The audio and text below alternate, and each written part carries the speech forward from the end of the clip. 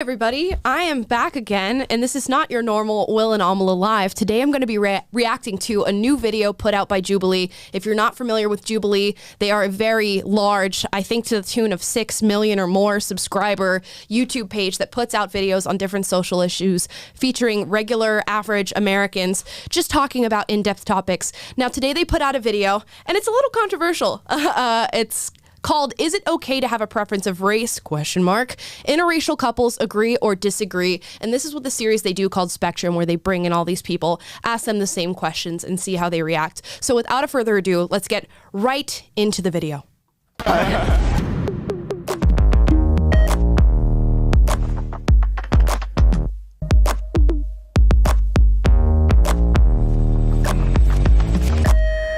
I have unintentionally been racist towards my partner. 3, 2, 1, go. Definitely. Quite the divide there. It's so interesting. I love how they start this off with the first question. I have unintentionally been racist towards my partner. And it's part of this sort of leftist doctrine and ideology that even though you have a black partner or a Hispanic partner or an Asian partner, or you have black, Hispanic, or Asian kids, you can still carry racism within your daily life and within your own sentiments and in the ways that you act. So let's see how these couples respond to their unintentional racism. I've definitely been ignorant. So we were. I wrote it down. So we had an argument, and I was upset, and I had previously expressed how the stereotype or the stigma on angry black men or angry black women and how that makes me feel. And so we got into an argument. I was an angry black man.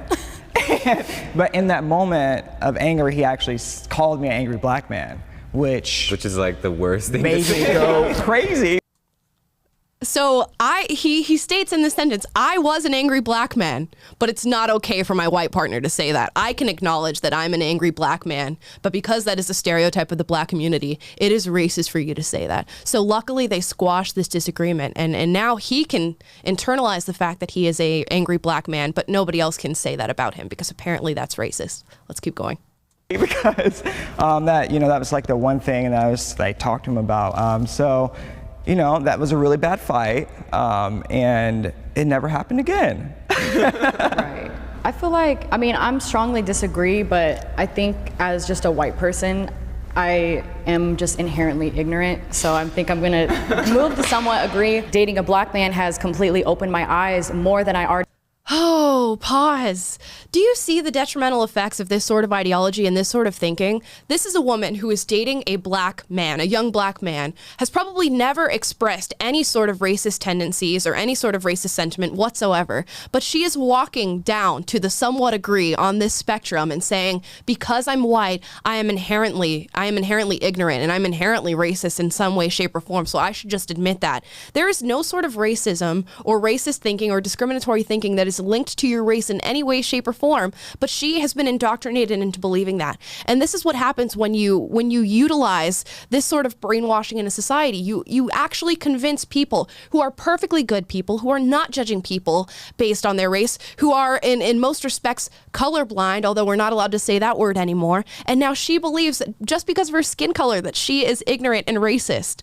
Blows my mind. Let's keep going. Already thought they were open, To be fair, you've never said anything that made me feel like, damn, she's racist, Oh, luckily we have the saving grace that is her partner saying, to be fair, you've never said anything that is racist or done anything that is racist. And that should be the metric of racism. If you have never said or done anything that has expressed that your race is better than someone else's, or that someone else's race doesn't deserve the same privileges that you have, you are not a racist. So to all the white people out there who are listening and who are listening to these critical race theorists who tell you just by virtue of being born with your skin color that you harbor some sort of unconscious bias, some sort of unintentional racism, don't listen to that. If you are not actively perpetuating racism in your daily life, guess what?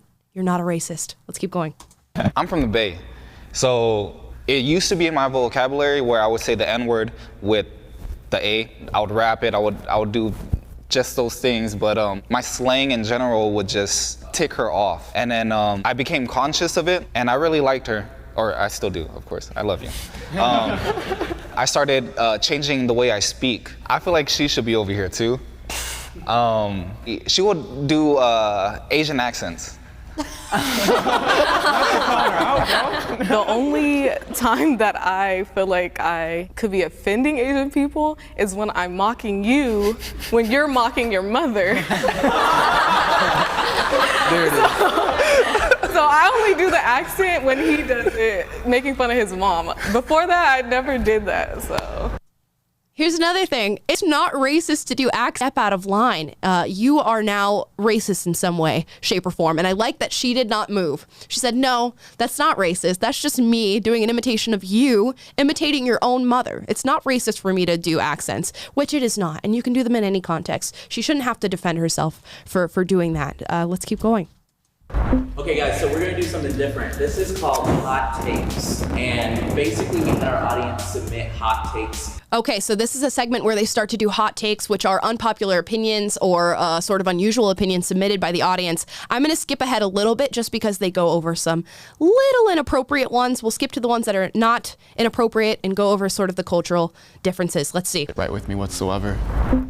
I have always wanted mixed babies. What is and we get the YouTube ads. Doing in a place luckily. Like so much better now. Let's skip over this ad. 3, 2, 1, go. At one point in my life, I kind of wanted to have mixed babies with almost every race. I don't know if that's weird, but I just wanted, I'm real into genetics. I would like to see how my kids would turn out. And every race. Jeez.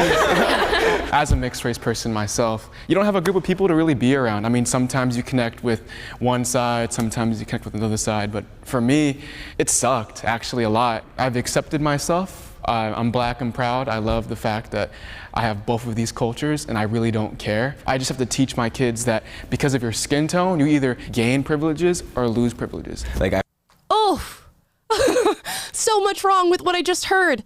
First and foremost, just growing up as a mixed person. I'm a mixed person myself. I'm half black, I'm half white. It's really, I feel bad hearing him say that he felt the need to choose one side and that as a mixed child, life is going to be harder for you because you have to choose which side, you amalgamate to the best or you assimilate to the most. And that shouldn't be the case. We shouldn't be looking at people based on their skin tone, and we shouldn't be looking at people based on what races come together to create them. He shouldn't have to go, well, I'm black and I'm this race, so I need to choose which group of people that I hang out with. And the same is to be said for the people around him. They shouldn't look at him and say, you're mixed, you need to pick a side. You should be able to create relationships as he has with somebody who's outside of his race. You should be able to do that with friendships. You should be able to do that with your peers. You should be able to do that with significant others, which all of these people have done. But it amazes me that all of these different couples have come together, created relationships with people outside of their race, yet they allow race to become such a prominent factor in their lives. Your relationships are a testament to the fact that race is not important, that you can create connections and love with people who don't share your cultural upbringing, who don't share your skin tone, yet they have remained in this sort of indoctrinated, brainwashed ideology that race really matters. Let's keep going. I've had people at work, like, we'll be talking about ourselves and I'll show them a picture of Ivan and they'll be like, oh my God, I totally wanted black babies, like, when I was like a teenager. And it's just like, this isn't Build-A-Bear, like, right. This is a human, like, right. So. And I actually have an 8-year-old mixed child. It's been very challenging, but I've had to stick it out because I want to be a good father and I care about my kid, so. This isn't Build-A-Bear, this is real life. And in my mind, I wanted to have kids that was exactly my skin tone or very close to it and look like me, because I am conceited as well. Where the hell I'm gonna find somebody to do that and it work out and they're just the perfect wife? I don't believe in that anymore. It's funny because that was actually something we talked about when we first started dating. That became an insecurity of mine. I was like, so why are we dating? Because Yeah, that's exactly the question you should be asking. If you are dating a man who is not your race and he looks at you and he goes, you know what? I need to find the perfect woman who is my race so that I can have children that look like me because I'm conceited.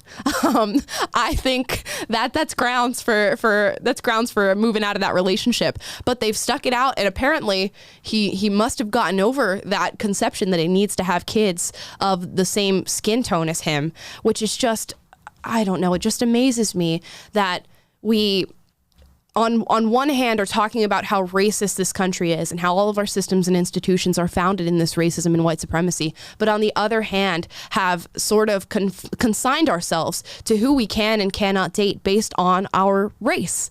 It dumbfounds me. Let's keep going. I cannot provide absolutely any of that for you. And so I understand, like I said, why he feels that way, why a lot of the Black community feels that way. So I'm just glad that I'm accepted now in our relationship for She's that. clearly uncomfortable. I sometimes feel like I betrayed my own race. 3, 2, 1, go.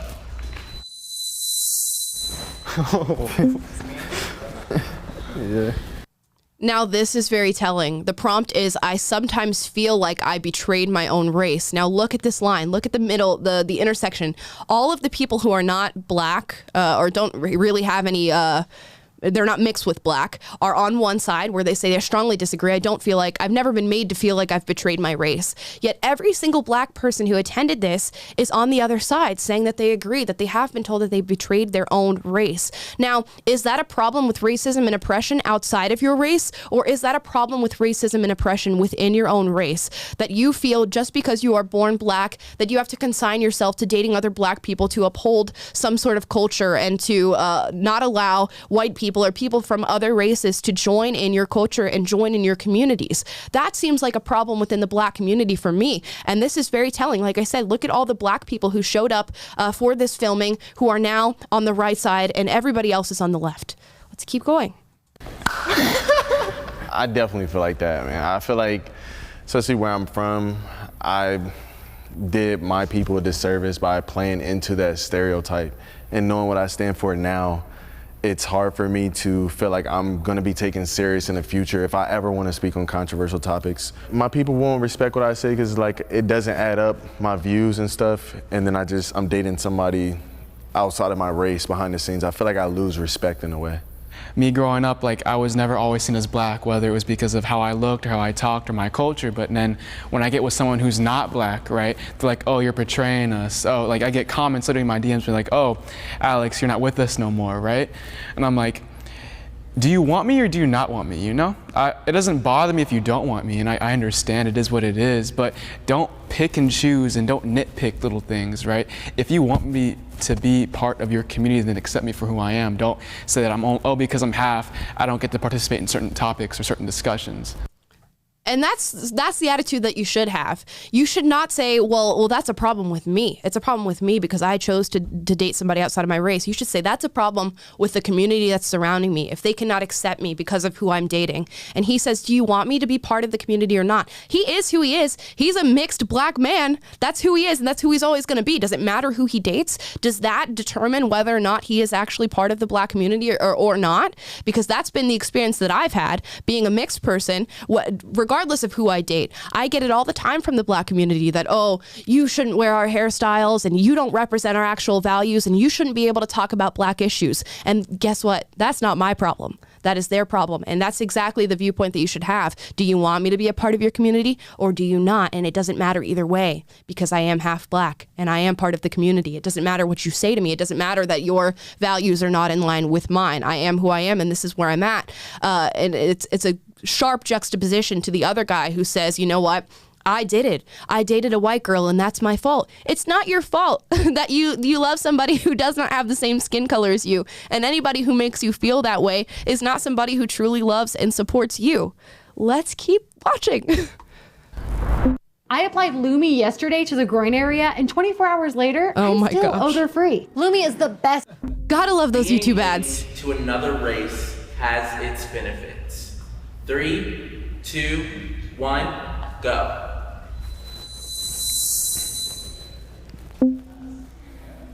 I guess I feel like the word like linked kind of confused me, because I feel like experiencing another person's experience, like what their culture, like the way that they live, is definitely personally beneficial. But I think that like in terms of how others view me because I'm dating a white man, I don't find that beneficial. Like I feel like people might have like preconceptions about who I am because I'm an Asian person who's chosen to date a white man. Yeah.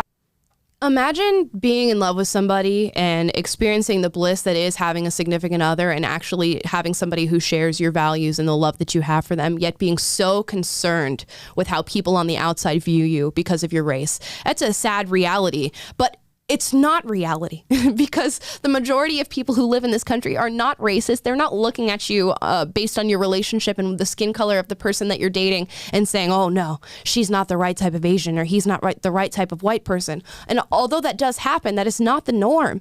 We've just convinced ourselves that it is. And it's sad because of course there are benefits to dating people who are outside of your race. You get to experience other cultures. You get to learn new things. You get to live life with somebody who maybe had a different upbringing than you or a different culture than you did, and that's beneficial.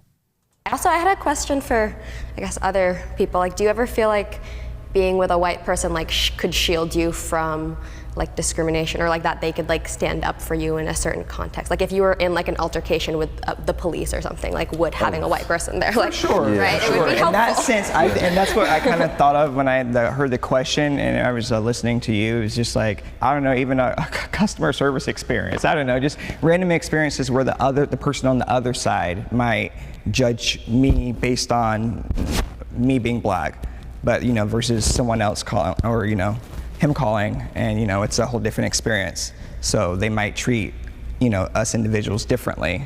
So there might be a whole different experience based on just that. You don't get that sort of benefit from dating a white person. And I hear about this whole white privilege myth all the time. People talk about it all the time. You don't get that benefit from dating a white person. The only benefit that you get is that you're dating somebody that loves you, and that's it. And it amazes me that we've indoctrinated specifically the black community so much to believe in these fallacies that white people have this armor and this shield that they don't have. And imagine what that does to you psychologically. I mean, I was there. I believe that. I believe that if I got pulled over by a police officer, in comparison to a white girl getting pulled over by a police officer, it was going to be a lot harder for me. Of course, I don't believe that anymore. And anybody who would take the time to look into the actual stats around that and the analytics around that would know that it's not the case. That police officers annually have about 375 million different encounters with people, and they don't lead to fatalities, and they are definitely not based around discrimination. So just to think this, especially as a law-abiding citizen, that you are going to somehow be put in harm, and having white people around you is going to save you, is just so sad to hear. And this is completely the result of being indoctrinated by schools, by the news, and just by mainstream media in general. And Booker T. Washington has this amazing quote where he says there's a class of people, specifically colored people, that will convince the community around them that they are oppressed because they benefit from your oppression. They benefit from this sort of mindset of you thinking that you can't be successful, as successful as a white person would be, or you will be more successful if you surround yourself with white people and their white privilege. People benefit off of you thinking like that, and as soon as you break away from that sort of thinking, you will become a more successful, a more happy person. So it's just sad to hear people think that this is reality. Let's keep watching. I feel like an outsider with my partner's family. 3, 2, 1, go. So I'm sorry, Grace. In our lives, especially today, recently, politics plays such a huge part in it. And because you come from a conservative household, that's different from where I come from. And it does make me a little bit uncomfortable to know that I'm gonna be meeting people and have to have close relationships with them, and they don't value what I feel like I value in my life. He's actually the first black man I have ever dated, and the only person of color within like my family, just in of itself. And so certain members of my family with the same political values as us like had to kind of confide in me like, hey, we support you with whoever you date, like we're here for you. So it was interesting to kind of see the different sides of my family members that I didn't necessarily know. When I met So much wrong here. him saying, again, sorry, Grace, this girl is really bearing the brunt of this relationship, because I've heard so many different problems, all expressed from his point of view in regard to her race, yet I haven't heard the same thing from her. I haven't heard her espouse any issues with him being a black man, yet I've heard him 3 times now talk about all the issues that he experiences and all the issues that he has to grapple with her being white. So what does that say about the civilization that we're living in right now? And he says, oh, well, your family's conservative, and I don't think that I can develop close relationships with people who disagree with me. You rarely ever hear conservatives say that, although I will say that it does happen. I will make that concession when it needs to be made. But you rarely hear conservatives say, well, I don't want to have any relationships with people who disagree with me.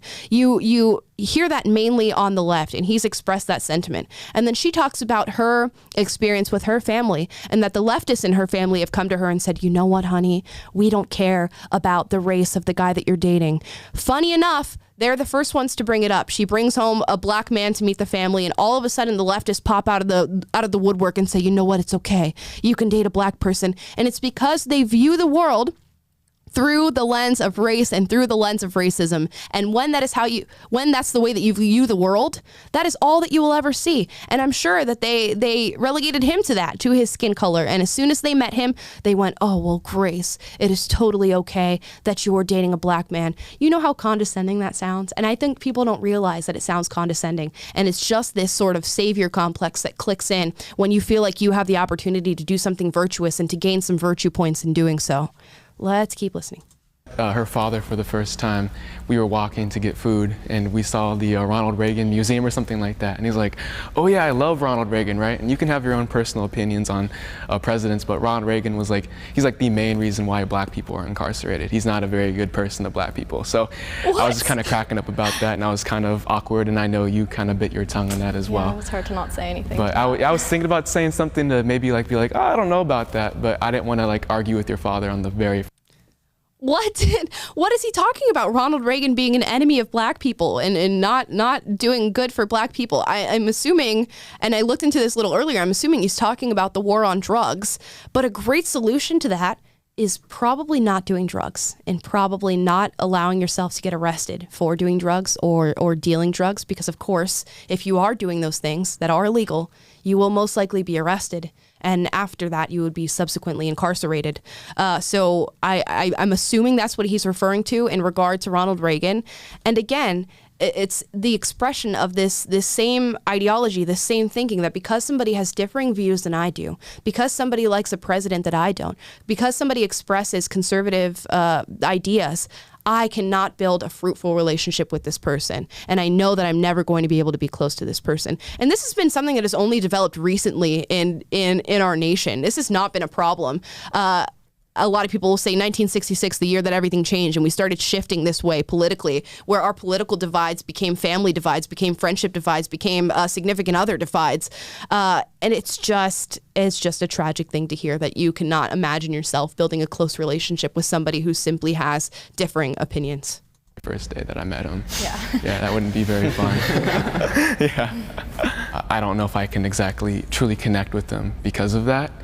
He's a very nice person, obviously, and he makes me feel comfortable, but at the same time, I have to recognize who I am as a person. I would say I somewhat agree. I keep pausing this, I can't help it.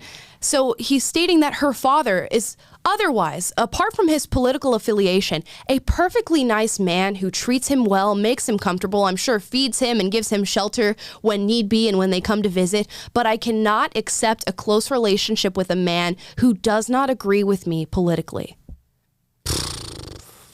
Don't get it.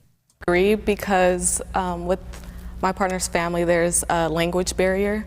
So I guess it's my responsibility now to try to learn the language, but sometimes when we're together, they're talking, I have no idea what's going on. So I think that's a bit of why I feel like an outsider, but other than that, I feel welcomed. I wish we were the same race. 3, 2, 1, go. I'll start. I feel like that would just be the default easiest way to navigate through life.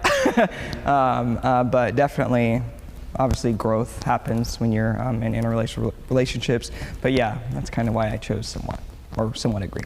Yeah, I guess like you were saying, like I just feel like it would be easier in some aspects, and then for me, just like being mixed race, I have felt very like disconnected from my culture, so I feel like dating someone who was like Chilean or who was Korean would help me. But I also agree, like obviously if you weren't white, you wouldn't be like you, and so I don't like wish that. And the benefit. I'm glad that she at least said that. If you weren't white, you wouldn't be you, and I never wish that upon you. I don't wish that we were the same race. We focus so much on skin color and culture in this country, even though we are all Americans, and that should come, first in our minds, and then who we are as a person, what we like and dislike, our different personality characteristics should come first before any sort of mention of culture or skin color when it comes to relationships. Of course, unless your culture has certain traditions that dictate who you date and how you date, then that's a whole different ballgame that we're playing. But it shouldn't matter this much. We shouldn't have to look at the person we're dating and go, oh, I need to think about whether or not I wish we were the same race, whether or not it would be easier for me or more beneficial for me if you were the same race. Can we not love somebody regardless of what their skin color is, and just let that not be a factor in the way that we treat them in our relationships? It's outweigh like what I gain. It kind of sounds weird coming out because it's like, what do you guys get out of dating white people? But like white people, I feel like we learn a lot. I think it's interesting that everybody's saying that they feel it's easier, because I feel like it would be more difficult, me having a black man and raising a black family, that it would be more difficult if I was maybe with someone who was white, who could probably have benefits in other ways. I'm grateful for my husband, and I love being with him. And I think there's a lot of benefits just culturally. And you guys, that is officially a wrap. Whew, that is the end of that video. And this video makes me sad because these couples are average young American couples. This is what people are thinking about in their day-to-day, and this is what is influencing their mindset, the way they navigate through the world. To hear her say that it would be harder for her to date a black man in America is not only false, but it's just so devastating to hear, because it just goes to show that these campaigns and brainwashing and indoctrinating are successful. This is our young generation right now. This is what they believe, and this is going to influence where they navigate through the world, how their children navigate through the world, how their children's children navigate through the world, and it's going to be all enforced by this wicked, false, completely and utterly baseless ideology, this baseless way of thinking. There's just so many red flags in this video. I think the worst part that I heard in this entire thing is this young man who's on the screen actually right now, the one with the necklace on, saying, I need to teach my kids that based on their skin color, they will or will not have certain privileges, and I need to remember to teach my kids that. That is what we're facing right now. So if you have any chance or opportunity to speak out against this sort of ideology, a lot of this is founded in what we've all been hearing about, and that is critical race theory. This is what is perceived as common knowledge now. People think this is common sense, to think about others based on the way that they look and based on how dark their skin is. Amazing to me. So I wanted you guys to see this Jubilee video, see what we're up against, and encourage you to speak out against it, because I will do it at every turn that I can. I thought this video was a really an all-encompassing way to talk about racialized issues in America, race relations, and how different people view them. So thank you guys for watching. If you want to go check out this Jubilee video, maybe go leave a comment, because right now the comment section is just a lot of people who are reinforcing this sort of thinking. So yeah, go to Jubilee, check out this video. Again, it's called, Is It Okay to Have a Preference of Race? And that's my take on it. Hopefully you share the same sentiments that I do. If not, we're in a world of hurt.